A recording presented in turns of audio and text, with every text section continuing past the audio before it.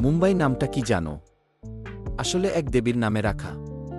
আর বোম্বে নামটা নাকি ছিল একটা ভুল। বিশ্বাস হয় মুম্বাইয়ের প্রথম মানুষ ছিল কোলি ফিশার কমিউনিটি। তারা পূজা করত এক দেবীকে, মুম্বা দেবী। মুম্বা আই মানে মা মুম্বা। এখান থেকেই নাম মুম্বাই।